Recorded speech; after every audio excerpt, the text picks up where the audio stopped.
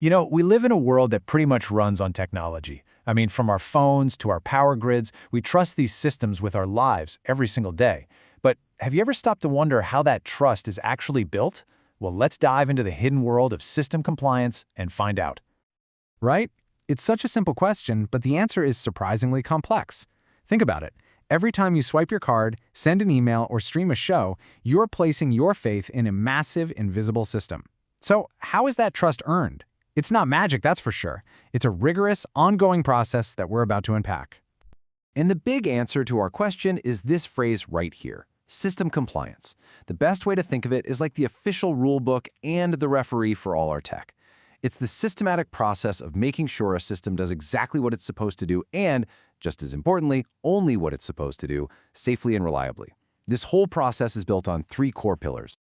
Okay, so our first pillar is the technical deep dive. If your technology were a patient coming in for a checkup, this is the part where we run all the lab work. We're looking under the hood for any signs of trouble, from the really obvious stuff down to the microscopic. And it all kicks off with testing. This is the foundation, where engineers actively, and I mean actively, try to break the system. They aren't just looking for simple bugs, like a button that doesn't work. They are pushing this thing to its absolute limits to see how it performs under stress and even how it recovers from a total system failure. Now, what's really cool here is how they tackle this. It's a 2-pronged attack. On one hand, you've got automated testing, where software can run thousands of checks perfectly over and over again. But on the other hand, you've got manual testing. This is where a real human uses their intuition to explore the system. For instance, an automated script can tell you a submit button works, but it can't tell you that the button is in a really confusing spot that makes users frustrated. That's a flaw only a person can find. You absolutely need both to get the full picture. So, we've looked for things that are clearly broken. But what about the parts of the system that work perfectly fine, but could work perfectly for an attacker too? What about the digital equivalent of unlocked doors and open windows that are just sitting there, waiting to be found? That, my friends, is where vulnerability scanning comes in. See, this isn't about fixing what's already broken. It's a proactive hunt for those unlocked doors and open windows. We're deliberately searching for any weakness a hacker could possibly use to get inside. And just like with testing, we've got 2 angles here. Internal scanning is like a security guard patrolling the hallways inside the building. It gives you a super detailed view of all the internal servers and databases. But external scanning? It does the exact opposite. It pretends to be a real-world attacker from the outside, trying to break in through websites or public services. It gives you that harsh, honest look at how the rest of the world sees your defenses. And this right here is a perfect example of how creative this process can be. You can take a totally normal tool, like a web crawler, the thing search engines use, and you can actually repurpose it to hunt for serious security flaws. Like you can use it to find something called SQL injection, which is where an attacker tries to sneak malicious code through a search box to steal a bunch of data. It's a brilliant way to use smart automation to find things a human might easily miss. Okay, so we've checked the code, we've scanned the network. But you know what? All of that amazing technical work can be completely undone by one simple factor: people. So what happens when the weakest link isn't a line of code, but a human habit? Let's check out our next pillar. And that brings us to pillar number 2, the human element.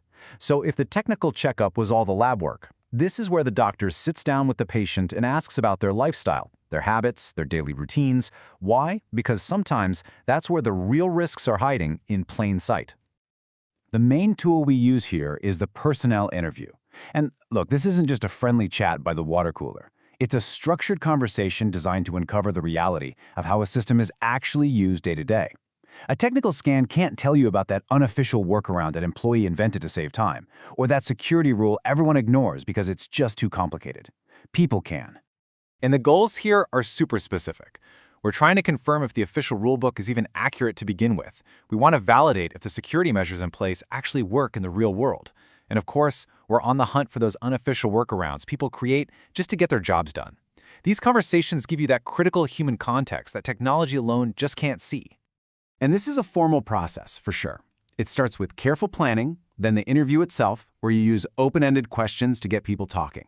Afterwards, all the findings are analyzed and put into a report. And finally, there's a follow-up to make sure any recommended changes are actually happening. The key takeaway is that this is every bit as rigorous as any technical test. All right, so we've got our technical data from the lab work, and we've got our human insights from talking to the patient.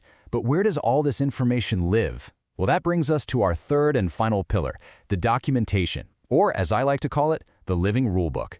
This is the complete, constantly updated medical record for our system. This idea is at the very heart of modern compliance. It is not a one-time checkup. That just doesn't work. Technology is always changing, and threats are always evolving. So compliance has to be a continuous, ongoing practice. And the only way to pull that off is by having meticulous, up-to-the-minute documentation that shows you exactly what the system looks like right now.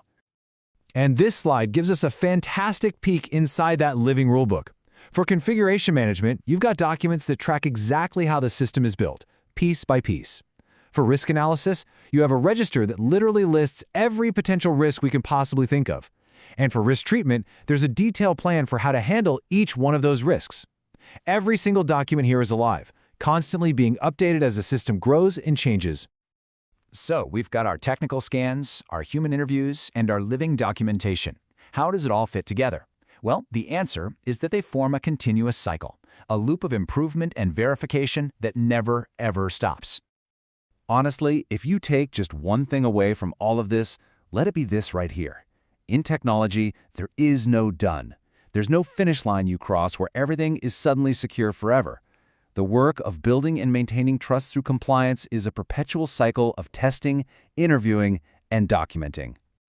And this cycle supports a formal process we call ongoing authorization. The cool part is that today, this whole thing is heavily supported by technology itself. We use automated tools for continuous monitoring, we have dashboards that give us a real-time view of our security, and we have a constant process of evaluating and accepting risk. It's a totally data-driven approach to an endless challenge. Which leaves us with one final, big question to think about. If threats are always evolving, and our technology is always changing, then what does the word secure truly mean? Maybe being secure isn't a final destination you arrive at. Maybe it isn't a state you achieve, but a process of constant adaptation that you have to commit to every single day.